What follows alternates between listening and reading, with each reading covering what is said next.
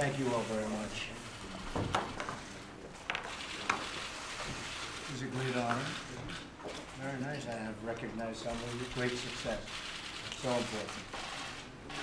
I'm honored to be here with Prime Minister Trudeau, whose father I knew and respected greatly. And he gave me a picture of myself and your father, and what a great picture. I will keep that in a very special place at the Waldorf Astoria together. We're going to launch the Canada-United States Council for Advancement of Women Entrepreneurs, of which we have some of the great ones in this room, and business leaders. We have so many great women leaders around the table today, and we're going to go through your names and exactly, because many of you I know, some of you I don't. I want to find out all about you. Women, as you know, and I can say that from my past life, I had so many women executives that were phenomenal, and really helped me a great deal in business. So it was really fantastic. They play a tremendously important role, women, in our economy. Women are the primary source of income in 40% of American households, and households with children under the age of 18. In order to create economic growth and lots of very good, well-paying jobs, we must ensure that our economy is a place where women can work and thrive. And I think that's happening in the United States much more so, and Ivanka is very much involved in this, and I appreciate you being involved in it. And I know, Justin, in Canada, it's happening big league, and that's very important. We need policies that help to keep women in the workforce and to address the unique barriers faced by female entrepreneurs, and they are unique. We need to make it easier for women to manage the demands of having both a job and a family. And we also need to make it easier for women entrepreneurs to get access to capital. And I guess pretty much all entrepreneurs, we have to help them out, because the system is not working so well for entrepreneurs getting capital, but it's in particular difficult for women. So we're going to get access to markets and access to networks. And I look forward to hearing your advice. We're going to go around the table, and I want to really learn something today. And again, it's a great honor to be with you. And Justin, I can say on behalf of our country, it's an honor to be with you. Well, thank you, Donald, for welcoming us, and I'm really excited about launching this. Sitting around the table here with a number of successful executives who just happen to be women. One of the things that I've been lucky enough to do over the past year in New York and Beijing and across Canada is sit down with women CEOs, women executives to talk about both their successes and the challenges they're facing that are particular, but also how, of course, we create more paths to success for women across our community and across our society. Whenever I sit down with a woman executive, I know that she has had to overcome significant barriers that exist, and therefore is likely to have greater insight into help reduce those barriers for others. But also be a formidable contributor to the success of the business and her economy. So I think for me, it's not just about doing the right thing, it's about understanding that women in leadership positions is a very powerful leverage for success, for business, for communities, and for our entire economy.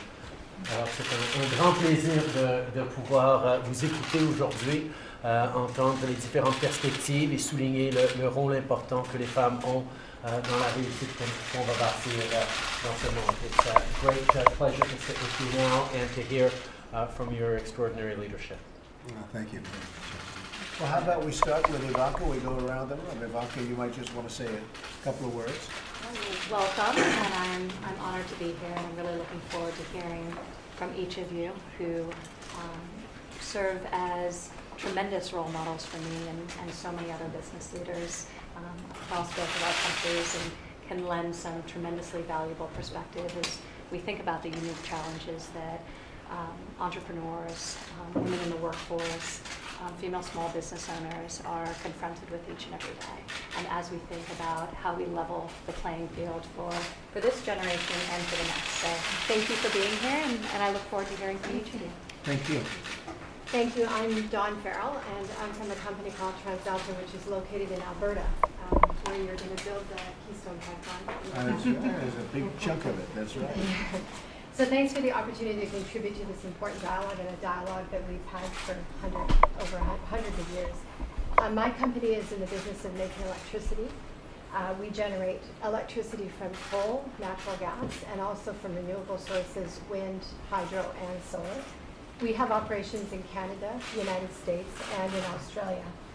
And really for us to excel, we have to be excellent in operations, engineering, finance, and trading, and we have to excel in the public policy dialogue that happens around energy. And I'll talk about that as part of today, because we've done some excellent work with the Trudeau government.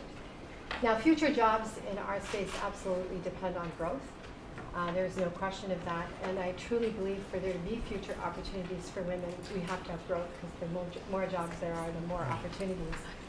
And collaborations like this, where we break down barriers and simplify, and build trust and build confidence, because I think businesses invest when there's confidence, and my hope is that's what comes out of here. Now, for us, having operations in Canada and the United States makes us absolutely more competitive. Our Centralia operation, which is in Washington State, is one of the most competitive plants. They've twice won our most coveted award for Plant of the Year.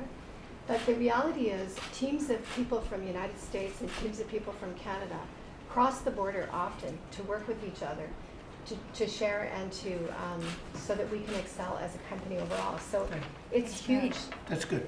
And we're just going Well, we're going to go around. Thank you. and then Good we're job. gonna Boy, she did a hell of a job. Wow. No wonder she's successful. Very good. Monique, thank you. Monique Leroux. I'm the chair of the board of the Quebec Investment Fund and the chair of the Economic Council of the province. I'm also a board member of large global corporations like S&P Global, Michelin, and Couche-Tard, which is a very interesting Canadian company.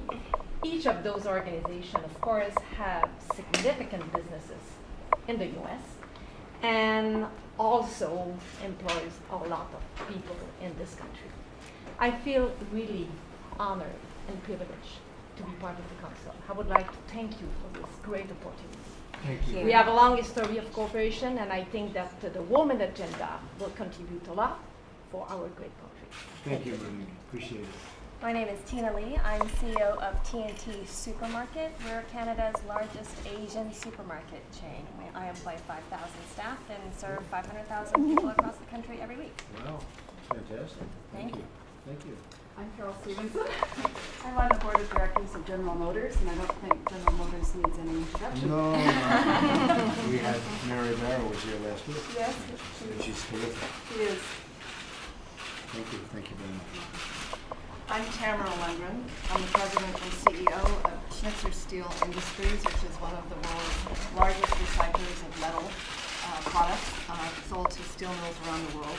I also sit on the board of Parsons Corporation, which has been a big participant in the public-private partnerships in Canada.